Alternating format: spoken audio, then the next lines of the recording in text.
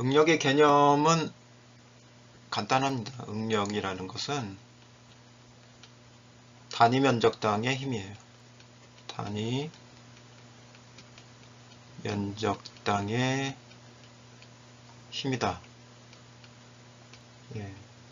어떤 의미냐? 이러한 부재에 이러한 힘이 작용을 하고 있다. P. 여기가 이제 A다. 그러면 A라는 면적에 힘 P가 작용을 하고 있으면 응력 시그마라는 것은 A분의 P라는 거예요. 예.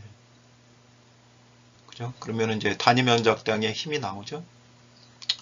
두 번째, 이제 응력의 단위.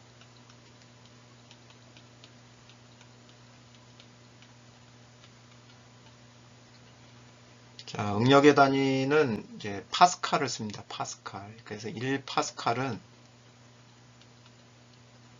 1뉴턴 퍼 미터 제곱입니다. 자, 여기서 뉴턴은 힘의 단위죠. 그죠? 힘. 그 다음에 미터 제곱은 면적을 이야기를 하죠. 예. 그래서 요거를 하나의 그 단위로 얘기를 하면 이제 파스칼이다. 이렇게 얘기를 하는 거죠. 예, 기억해 두시면 좋을 것 같아요. 뉴턴 퍼 미터 제곱이 파스칼이다. 예.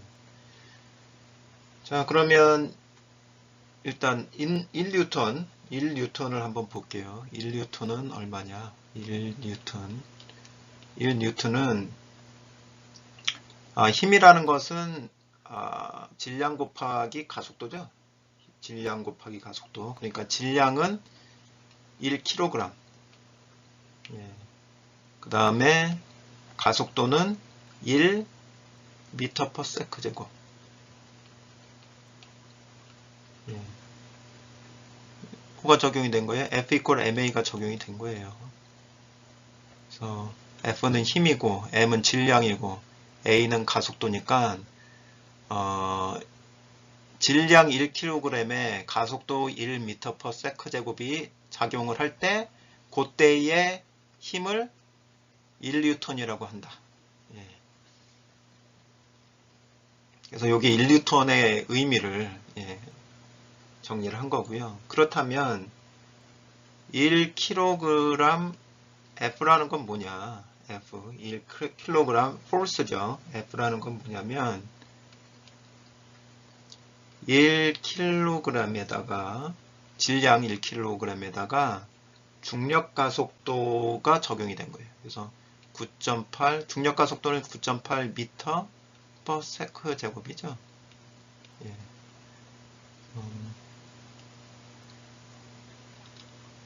그럼 이게 어떻게 되나요? 9.8에 킬로그램 질량 단위 킬로그램이 있고 그 다음에 가속도 단위 미터/s 제곱이 있죠. 그래서 요게 얼마예요? 킬로그램 곱하기 미터/s 제곱이 뉴턴이죠. 뉴턴. 예. 그래서 뉴턴으로 바꿀 수가 있어요. 9.8 뉴턴이 되고 보통 일반적으로 요거를 10뉴턴이라고 한다. 예. 그래서 중량 1kg, 그죠? 중량 1kg은 10뉴턴이다. 예. 요거는 이제 거진 외워두시면 될 것 같아요. 질량 1kg은 질량 1kg, 무게 1kg이죠. 그죠? 무게 1kg. 무게 1kg은 10뉴턴이다.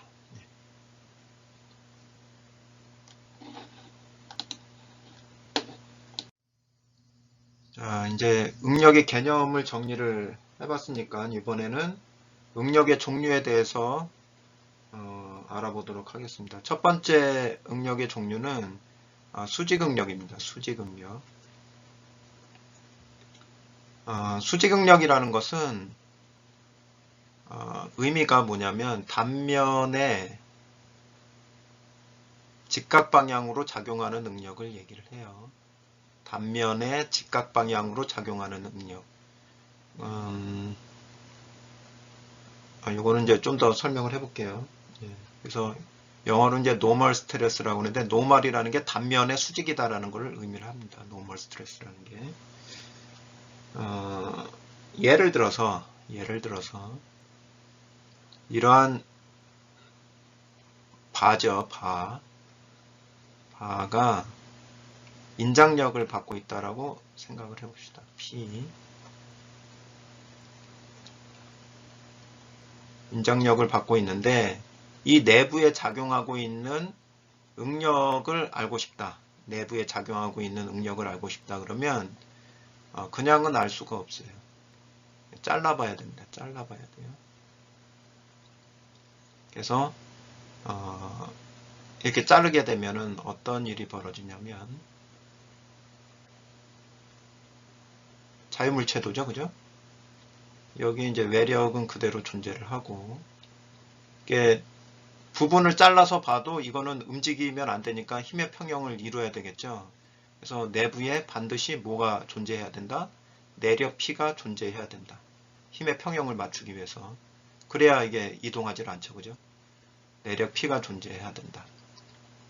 그래서 응력이라는 것은 바로 내력을, 그죠? 내력 P를 단면적으로 나눈 거예요. 근데 요걸 잘 보세요. 그러면 이제 힘이 이 단면의 직각 방향으로 지금 힘이 작용을 하고 있죠. 그래서 요거를 그림으로 그림 형태로 응력을 이제 표시를 해보면 어떻게 되는 거냐면 외력은 이렇게 존재를 하고 있고 그 다음에 여기 잘라졌을 때 요런 분포력 형태로 되는 거죠. 그래서 요게 시그마고 요게 A분의 P가 된다. 근데 요 응력을 보면은 요 단면에 대해서 어때요? 방향이 수직의 방향을 가지고 있죠. 단면에 대해서 수직. 이러한 방향성을 가지고 있기 때문에 요것을 이제 수직 응력이다 이렇게 얘기를 합니다.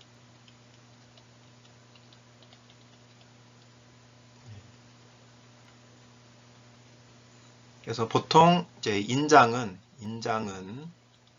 응력은 플러스라고 보고 부호를 그 다음에 압축 응력은 보통 마이너스로 많이 부호를 이제 결정을 합니다. 자, 그 다음에 이제 전단 응력, 쉬어 스트레스라고 하는데요. 전단 응력은 뭐냐면 단면의 평행한 능력, 단면, 그러니까 수직 응력하고는 다른 방향을 가지고 있는 응력이에요. 어떻게 다르냐? 아까는 이제 단면의 수직이기 때문에 수직 응력이라고 그랬는데 전단 응력은 그 응력이 이러한 힘,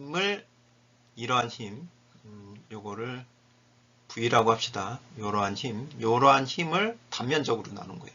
그러면은 어떻게 표시가 될까요? 이렇게 봤을 때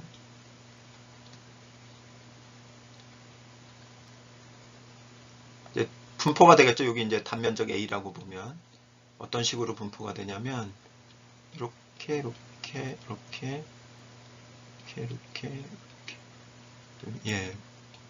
면을 이렇게 자르려는 그래서 전단 응력은 단면을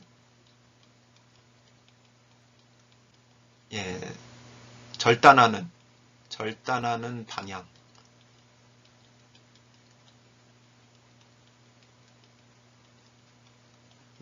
응력이에요. 그렇죠. 아까 수직 응력은 단면의 수직이죠. 그죠?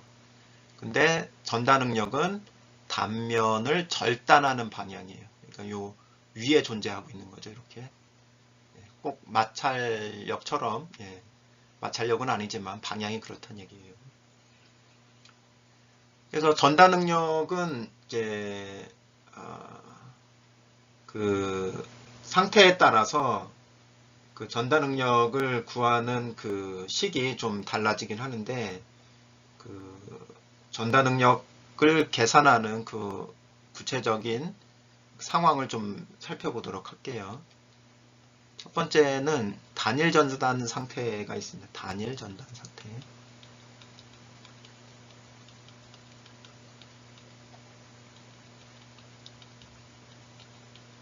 예. 그래서 요거는 뭐냐면 한 단면에 대해서만 전단 능력이 한 단면에 대해서 작용을 하고 있는 게 전단 능력이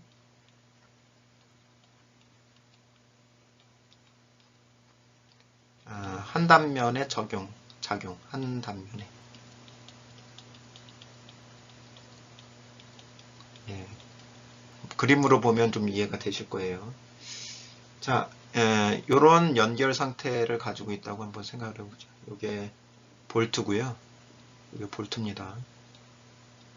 그 다음에 부재 두 개가 이렇게 연결이 돼 있어요. 하나는 이쪽으로, 그 다음에 하나는 이쪽으로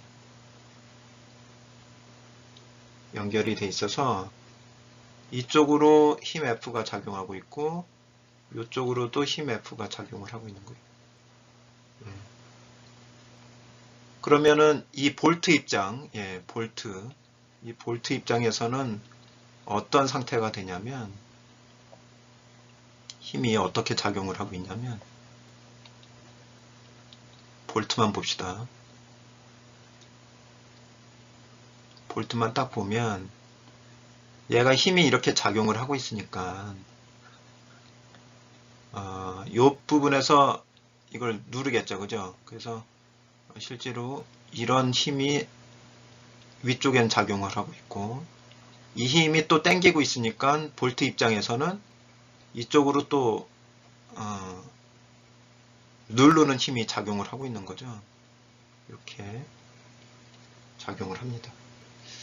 그래서 지금 요 두 개의 힘이 어떻게 작용을 하냐면 이 볼트의 요 단면 있죠? 요 단면을 자르려고 한다라는 거죠. 그래서 위쪽만 한번 뜯어볼까요? 이쪽만 이렇게 뜯어보면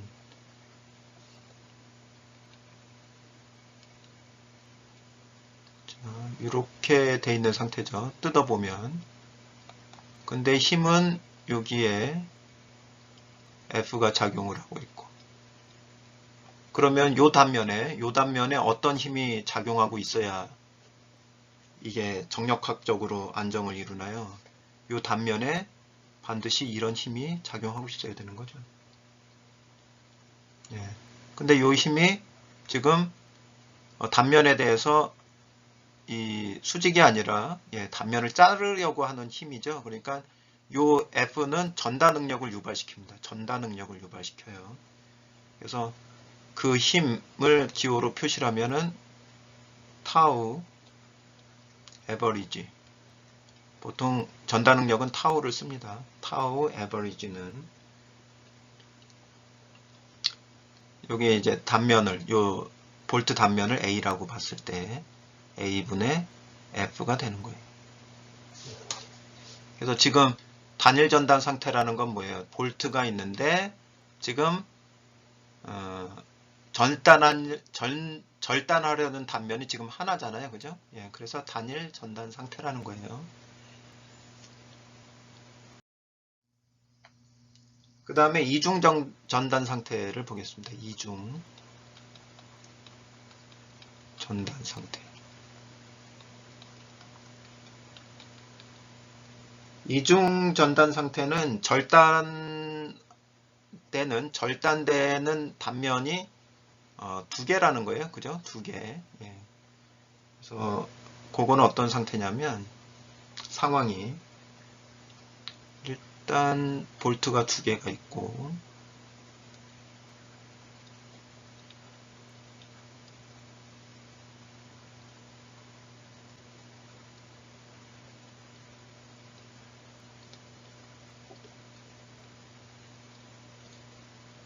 위에 하나의 부재가 이렇게 있고요.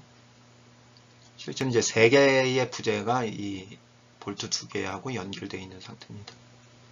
그리고 밑에도 부재가 하나 또 연결을 하고 있고,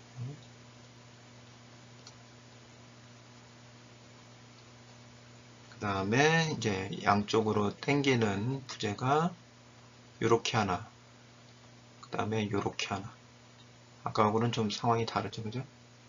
그래서 힘이 이쪽으로 F 작용하고 있고, 이쪽으로 F 이렇게 당기고 있을 때, 이 볼트 입장에서는 어떠한 상황이 이제 생기는지. 그래서 여기를 하나 뜯어서 보면, 여기를 뜯어서 볼까요? 여기를 뜯어서 한번 봅시다. 여기를 뜯어서 보면 볼트만 이렇게 볼트 하나를 이렇게 그려놓고,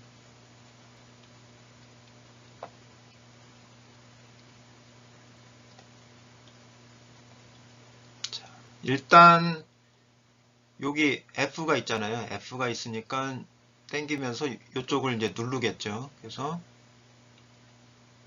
여기에 이제 F가 존재합니다. 그러면 자, 이 상태에서 힘의 평형을 이루기 위해서는 지금 뭔지는 모르지만 이쪽 부분에 힘도 있고 이쪽 부분에 힘도 있죠. 그러면 힘의 평형이 이루어지기 위해서는 F에 대응하는 힘이 작용해야 되는데, 대칭이니까 여기도 2분의 F, 여기도 2분의 F, 2분의 F 이렇게 작용을 하는 거죠.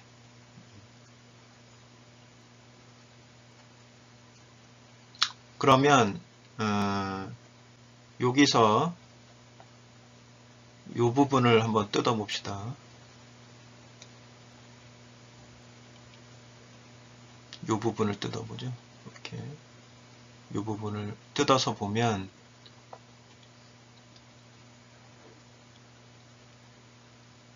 요게 있고,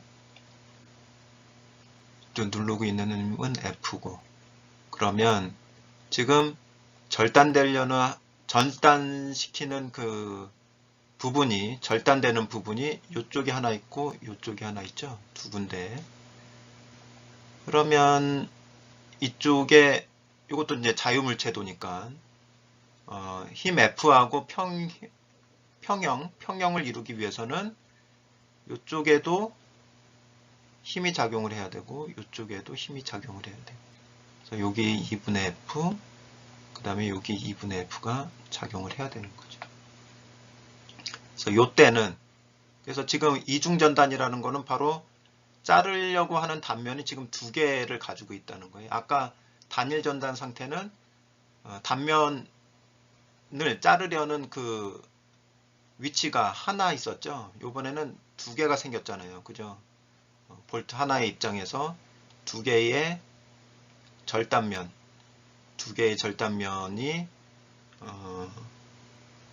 생기고 있는 상태죠. 그래서 이때의 타우는 전단 능력은 에버리지는 어떻게 되냐면, 지금 요게 단면에 작용하고 있는 힘이 2분의 F죠. 2분의 F. A분의 P인데 2분의 F죠. P는 2분의 F고, 그 다음에 단면적은 그대로 A고 하니까 2A분의 F가 되는 거예요. 결국에는 2분의 1의 A분의 F가 되는 거죠.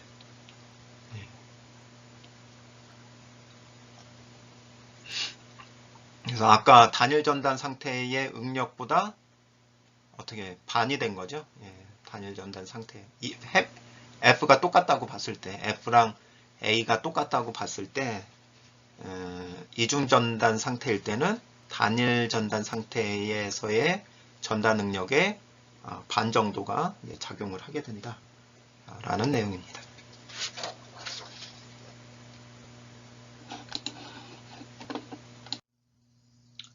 그 다음에 이제 지압응력이라는 게 있는데요. 지압응력이라는 것은 볼트나 리벳의 연결부에서 그 연결부 구멍에 생기는 일종의 압축응력이에요. 어떤 상황이냐면 이렇게 볼트 구멍이 있다고 생각을 해보시죠. 그러면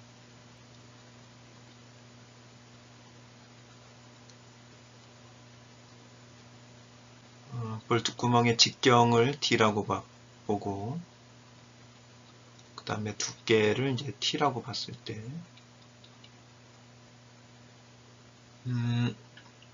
이게 이제 그 볼트 자체가 이 구멍에 가하는 힘이 생길 수 있거든요. 예.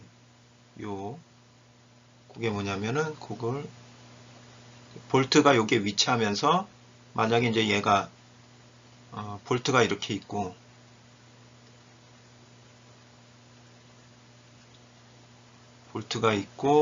이렇게 있을 때 이런 힘이 작용을 하면 F가 작용을 하면 이런 힘이 작용을 하면 요 볼트 입장에서는 이런 힘을 받겠지만 이 구멍 입장에서는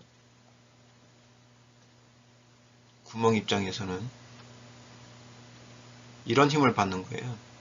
구멍 입장에서는. 그래서 요게 볼트가 그 구멍에 가하는 압축력 F가 존재할 때 요때 베어링 스트레스라는 것은 베어링 지압응력이라는 것은 어떻게 계산을 하느냐 시그마 베어링은 F를 단면적으로 나눠줘야 되는데 요 투영된 단면 요겁니다. 요 단면이에요. 이렇게 사각형 요 단면. 그래서 요게 T고 높이가 T고 요 폭이 D인 사각형의 면적에다가 F를 적용을 시키는 거예요. 그래서 TD가 됩니다. TD.